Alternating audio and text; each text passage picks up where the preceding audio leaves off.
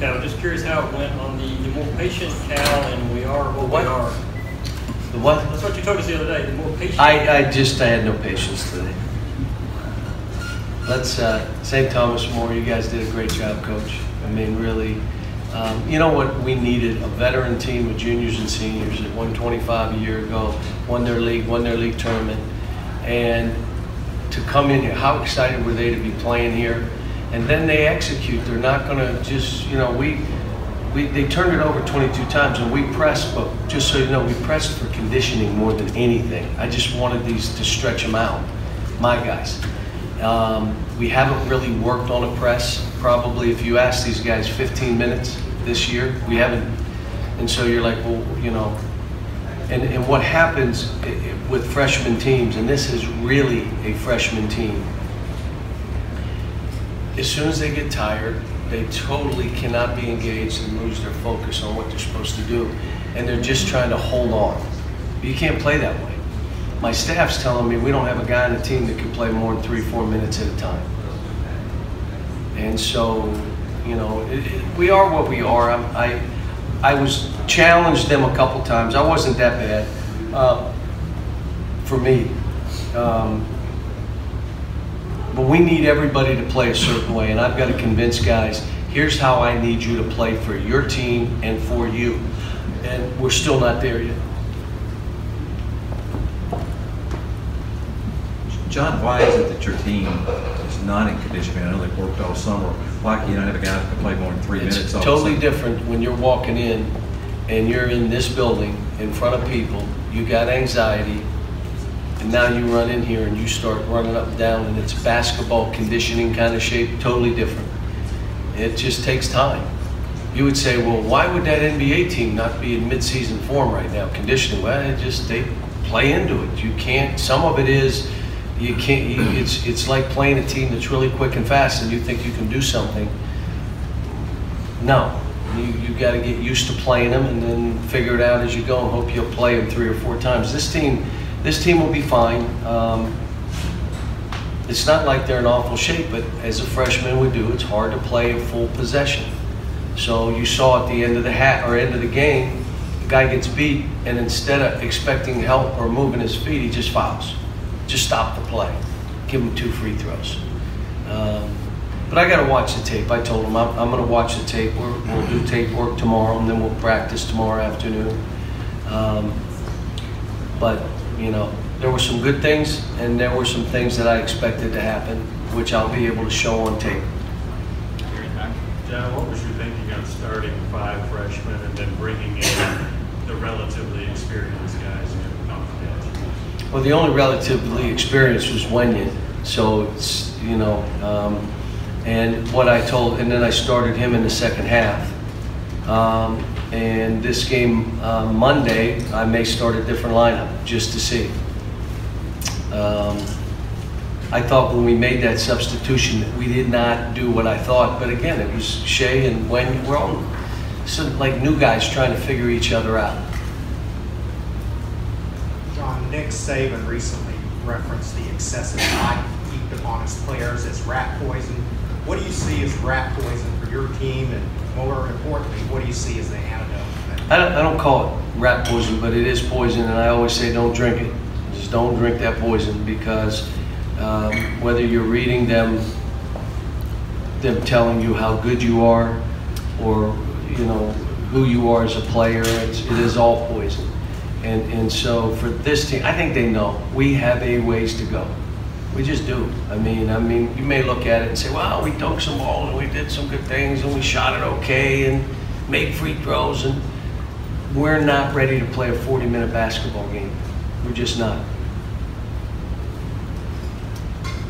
John, what were you emphasizing with Quade a couple of times just in terms of his passing? Give it up early. Give it up early so you get it back so we can have you shoot. He's one of our best shooters. So why would you hold, throw it? You never get that one back. What you do is, and when I played, I was very selfish, so I knew all the tricks. You throw a slow bouncer to a guy that knows he was going to get guarded, and then he gives it back, and then you shoot it. You give it up way early, and one more, pat, and then you shoot it. Or you can hold, throw him the ball. you can't get it back. So I want quad A in positions to shoot it, which is give it up early, get away, and when we come back to you, I'm shooting this thing. I'm letting it go. I thought he shot the ball good today.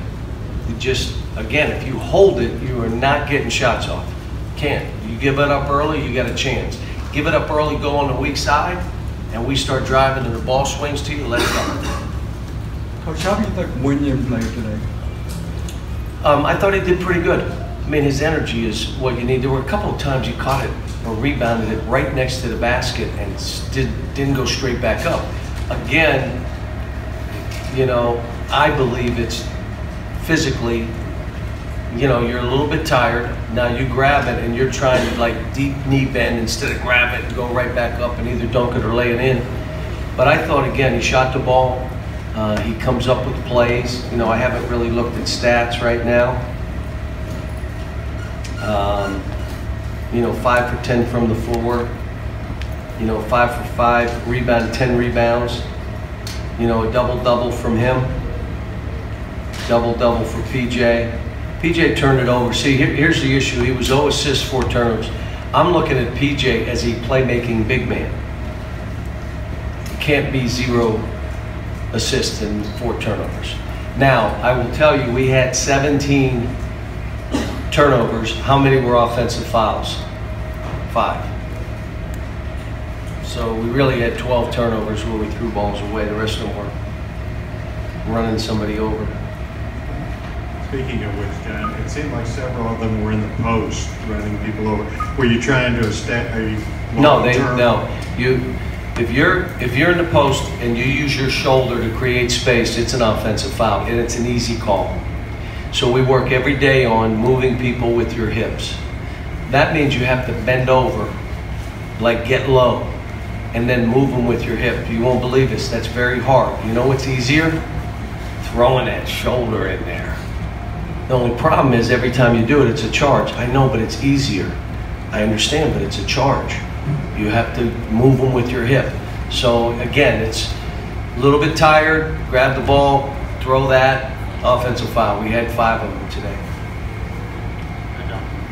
John, you joke a lot about having to watch these early season tapes.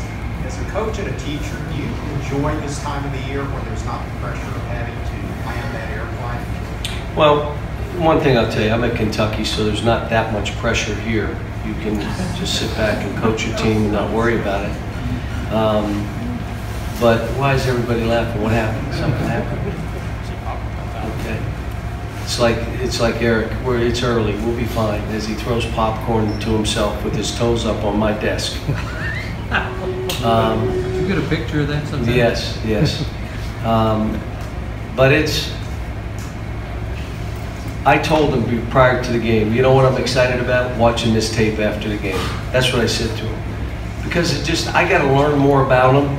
They've got to learn about themselves. They got to self-evaluate, watch the tape. Like each of them will have their personal tape with a coach, but tomorrow morning we'll watch clips offensively that were good and clips that were bad. And then we'll do the same on defense. Here's a great, 5, 6 clips where we really played. And here are the other 10 that you see we let go of the rope, or we switched without talking, just point. And you just, there's things that they're going to have to learn. And I'm going to be honest with you can't skip steps with a team like this. I've said it before. When you have all freshmen, you cannot skip steps. It's one at a time. We may be ugly early. I just hope we're not just awful early, and that we do enough to be able to play some of these people we have early. I mean, we've got teams coming in here like Vermont, that's a top 50, 60 team. You got Illinois, Chicago, that's a top 50, 70, 80 team. And we got like 2 or 3 others that were like, wait a minute, teams that you think, okay, no, they're going to be hard games for us because they're going to have veteran teams that they're going to play every basket to make it tough for you, and every rim shot they take is create one that they can make. They're not going to let go of the rope or lose focus. They're veteran teams. But you're having fun, right? Oh, I'm having a ball. Yeah, I love it. I love getting root canals. It's great. You go in, jab me, go ahead, do it. Back to Jerry, then Professor Curtis. Low post, being a part of this? Well, we worked on it, so there's a couple things. I need to get a couple more movement offenses. And we've got to do a little bit of that. And then, you know, we just have to have better spacing and movement when we do try to post it.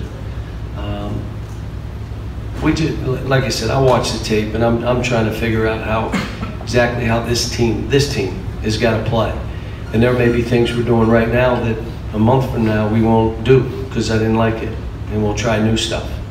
And then at some point, hopefully, it all comes together to where we see it, that they're defending and bouncing and blocking and running and dunking and making shots, and all of a sudden it's like, okay, you got this. Now that's halftime. Now we got 20 more minutes, guys. Let's go. I mean, that's. How many guys are you comfortable with leading the break right now? Probably maybe 3, 4 maybe. You know, and the other thing is, in the second half, we didn't run like we did in the first half. First half, we got out and flew.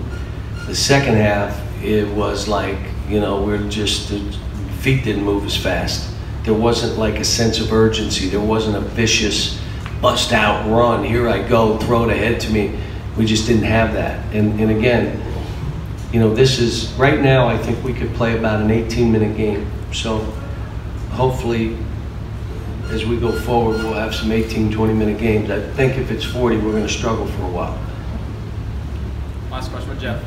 Cal, Shea looked like one of the guys who could give you sustained energy the whole game. Yeah, he's on the IV in the back right now, but he could, yeah. What's his potential as an on-ball defender for you? He's good. He got beat a little bit on the bounce. I told Hami in Quad A, you can't get beat on the bounce, especially both of you together, or I can't play together. I mean, you know, I thought Shea did put great pressure on the ball and came up with some steals. I don't know exactly. I wanted him to shoot more. You know, he had 4 steals. That's who he is.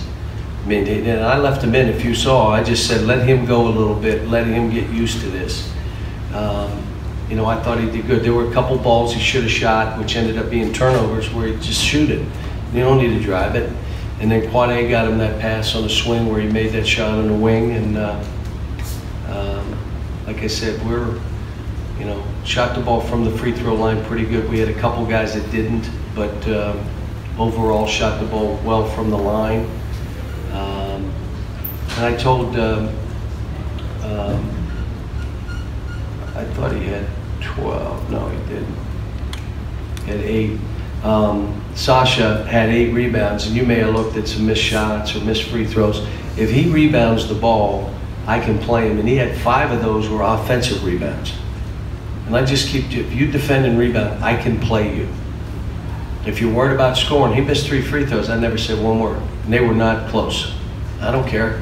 As long as you rebound and you offensive rebound, we'll deal with all the other stuff. So I thought he was good today, and again, the longer it went, he wasn't as good as he was when he was fresh. All right, folks,